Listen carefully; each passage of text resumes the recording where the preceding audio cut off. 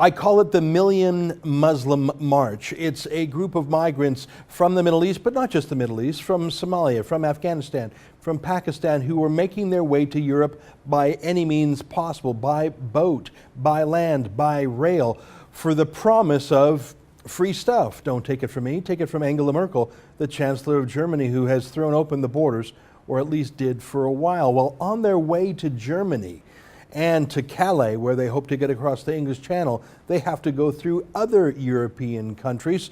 And joining us now from London, a man of Hungarian descent, is our friend George Igler from the Discourse Institute, who will talk to us about this Million Muslim March, and especially from his homeland, Hungary, and how they are dealing with this wave. George, welcome, and thank you for joining us today from London. I've seen the statistics from the United Nations that says 3/4 of these migrants are men, and only a small rounding error are women and children. It's sort of the opposite of what we think of when we think of refugees. We think of women and children first. And let me just show you a couple of clips from the border. I believe this is between Serbia and Hungary. Hundreds of migrants, every single one of them men. Well, I'll just let the pictures do the talking. Here, take a look.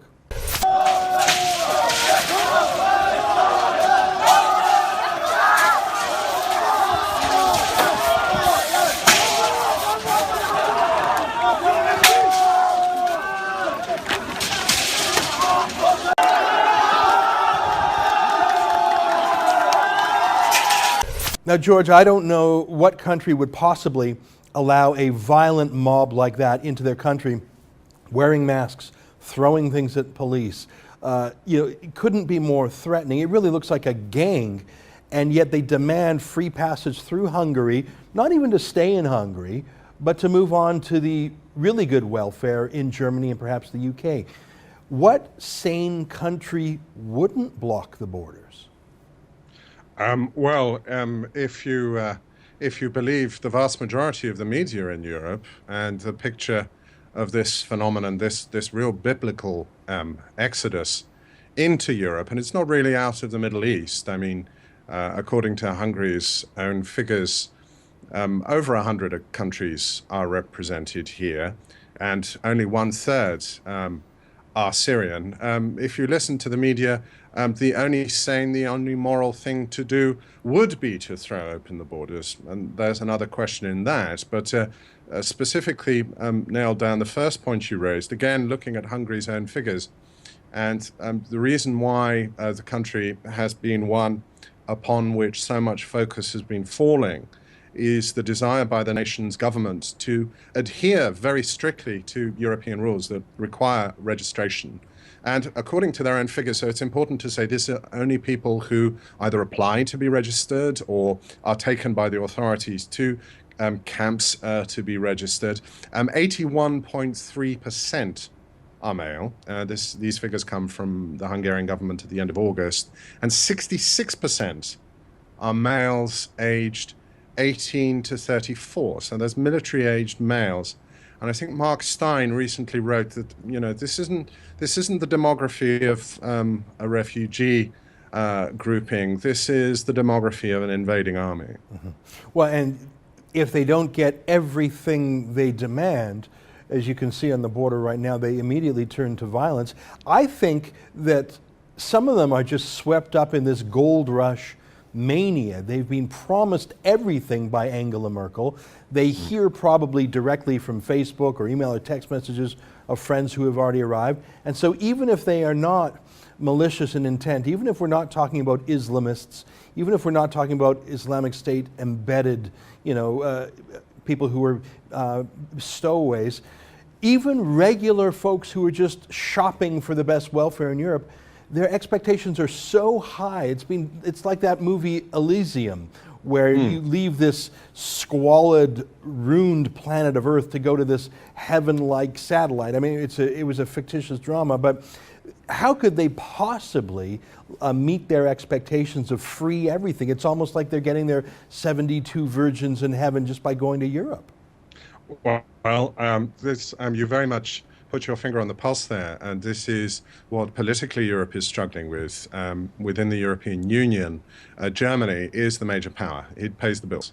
And so consequently, there's a desire to blame every other nation when Germany really is at fault here. To give you an understanding, when Angela Merkel made the announcement that Germany would accept 800,000 of these, well, migrants, but really illegal immigrants is what we're talking about here. No one uses the correct terminology here. At least the BBC is starting to change. It's no longer referred to a refugee crisis. It's referred to as a migrant crisis. But illegally crossing a frontier without paperwork, unless under the UNHCR's own rules, you're going to claim asylum.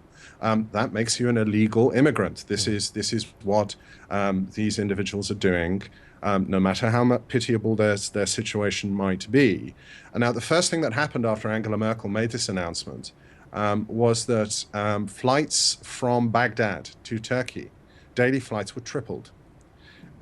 It is erroneous, really, to call this a crisis. This has been caused by Germany, and there's a very real and simple solution to all of this that will prevent the entire southeastern corridor of Europe being turned into a transit zone with people drowning themselves or hurling themselves against fences and barbed wire. This is Germany. If Angela Merkel, in her senility, likes to be considers having selfies taken with young Arab men to be preferable to the future of her country, and wants 800,000 this year, another 500,000 next year, another 500,000 next year, to, her words, change and transform Germany, then what Germany should do is just instruct its national carrier, Lufthansa, to fly flights to Serbia, to fly flights to Greece, to fly flights to Turkey, and pick these people up.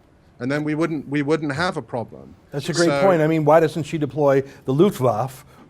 And I don't know what kind of air force, but you're right, they have Lufthansa.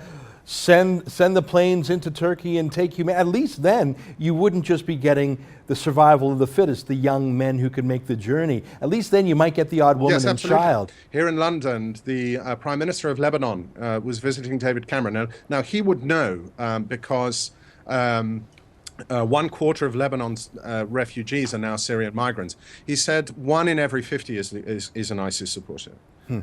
So we have this absurd situation where, I as a European national, if I was to fly to Hungary, I'd have everything short of a flashlight shown up my backside to prevent the possibility of Islamic terrorism, i.e. security that I need to go through an airport.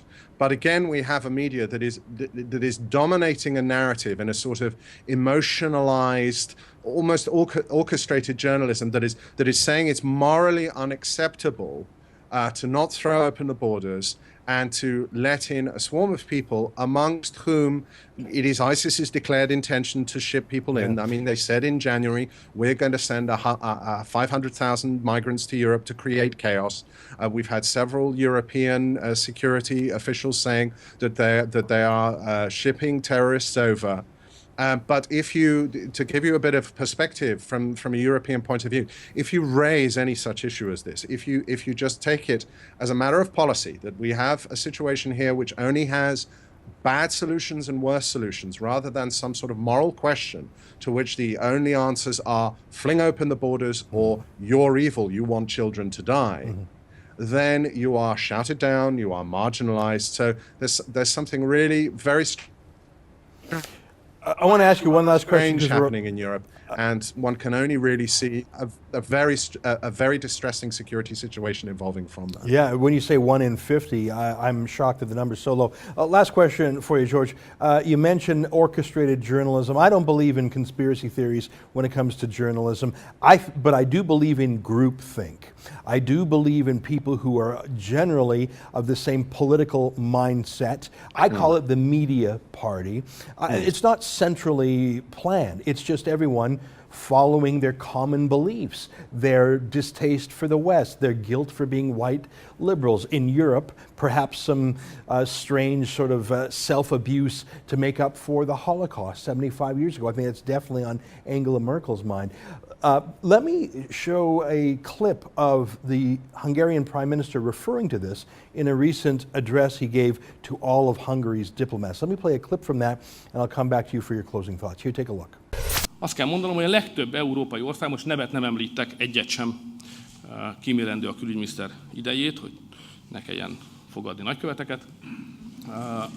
Tehát egyetlen ország nevét sem fogom említeni, de felelősségem tudatában mondom önöknek, hogy az európai államok 90%-ában szakadék van a nép véleménye és álláspontja és az elit által folytatott politika között. Ez egy demokráciában komoly probléma. Ezt a különbséget egy darabig el lehet fedni, mondjuk irányított újságírással. És önök kinézik egy-egy országnak a sajtóját, én minden nap megnézem külön-külön, nekem nem mondja senki, hogy ott nincs irányított újságírás. Bennünket vádolnak a sajtószabadság problémával, de ha valaki kinézi, vagy kinyitja mondjuk a teljes magyar sajtót, hogy hogyan értelmezi a menekült válságot, megnézi, hány hang szólal meg, hányfajta vélemény jelenik meg, hogyan futnak szanaszét ezek a vélemények, akkor egy sokkal színesebb palettát fog találni, mint az egyébként magukat nálunk, egyébként alaptalanul, de fejlettebbnek gondoló országok sajtóját áttekintve. Ez nem filozófiai kérdés, meg sajtójogi kérdés, ez a tényeknek a kérdése. Minden reggel ott a bizonyíték, hogy ezekben a kérdésekben igenis létezik irányított vélemény. Én nem vádolok senkit azzal, hogy ő személyesen irányítja, még azt sem, hogy a politikai vezetők irányítják ezeket a véleményeket, csak azt akarom mondani, hogy úgy vannak fölépítve a nyugati társadalmak, hogy ott hosszú időn, ez a több hetet értek, nem éveket, bizonyos időtartamon keresztül lehetséges olyan politikát folytatni, megtámogatva a nyilvánossággal, amelyet egyébként a nép nagy része nem támogat. De ott sem lehet örökké. So there you have the Prime Minister of Hungary, who makes the good point, and I believe him, that the free press in Hungary is actually a more diverse and more robust free press because it's not all cheerleading for this million Muslim march. Last thoughts to you, George. Well, Hungary is usually a very confusing country to most journalists in the world, and it's because it's the complexity of the language. It's rather prosaic, is the answer, and there's a belief really amongst journalists that their inability to look in, if that makes sense, means that Hungarians can't look out. Hungarians are very aware of what's going on in the rest of Europe, and there's a general understanding. Amongst journalists, most journalists are left-wing. Hungarian politics is represented as much by the far left as the far right. Both sides are usually robust. And they just go to Hungary, they talk to left-wing journalists, and they leave with a very different picture of the realities on the ground here, rather in Hungary. You've got to appreciate the reason why this fence went up is that Hungary was on the course to receive 300,000 of these migrants this year. That's more than twice the national birth rate. So to give you an understanding, that's the equivalent, if you're British, that's the equivalent of 2 million people storming up the Channel Tunnel. Yeah. So there's a level of misunderstanding here of what the country has been dealing with, and also how politics has responded. In reality, it's usually portrayed that Viktor Orbán has cynically taken advantage of the situation. When in reality, it's what is remaining of the political left that's taking advantage of this. And this is a distressing situation and could lead to a lot of trouble, because if there is violence, if someone is killed, and there is terrorism in revenge for this, which is easy to see, then what you have is a situation in which the Hungarian left is completely marginalized. The EU wants to get rid of Viktor Orbán, and all we have is Jobbik, the true far right, who are the opposition, waiting to take their place. Very interesting. I tell you, I've learned a lot from you today, George. The most incredible part is that 81% of the migrants into Hungary are men, and 2/3 of them young men. Great to talk with you about these heavy matters. Look forward to catching up with you again, maybe as soon as next week. That'd be great. Brilliant. I look forward to it. Thanks, George Igler of the Discourse Institute.